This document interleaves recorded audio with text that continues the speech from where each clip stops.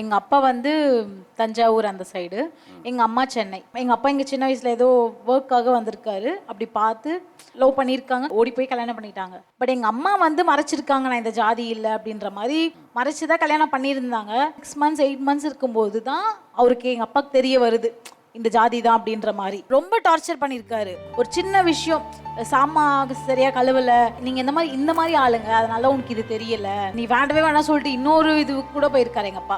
எங்க அம்மாவுக்கு வாழ்க்கை போகும்போது 23 வயசு எங்க அம்மாவுக்கு. மொத்தமா 2 பேர் பிரிஞ்ச உடனே என்ன தனியா விட்டுட்டாங்க. நான் மோஸ்ட்லி சின்ன வயசுல எனக்கு தெரிஞ்சு நனவு தெரிஞ்சு சொந்தக்காரங்க வீட்டில் தான் வளர்ந்தேன். ஒரு சாப்பாடு சாப்பிடணும்னா அவங்க வீட்டில் நான் வேலை செய்யணும். காலேஜ் படிக்கும் போல காசு இருக்காது, சத்து மாவு கஞ்சி மட்டும் சாப்பிட்டு போவோம் 3 வேளையும். ஒரு மாதிரி தப்பான பேர் வச்சு கூப்பிட்டுருக்காங்க, இவ பொண்ணு தானே இது அப்படி சொல்லிட்டு. ஒரு கட்டத்தில் எங்கள் அம்மா நல்ல வசதி, எங்கள் அப்பா பயங்கர செட்டில்டு. ஆனால் 2 பேருமே என்னை பார்க்கல.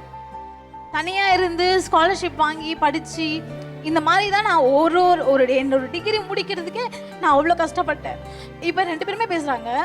இப்போ எங்கள் அப்பா நான் லவ் பண்ணுறவங்க கிட்ட என்ன சொல்கிறாங்கன்னா, இவரை விட ஒரு ஜாதி ஒரு கீழேயா, அவங்களும் செட் ஆக மாட்டாங்கம்மா. இது வந்து இப்போ உங்க பையனுடைய ஃபேமிலிக்கு தெரியுமா? பையனுக்கு தெரியும், ஃபேமிலிக்கு தெரியாது.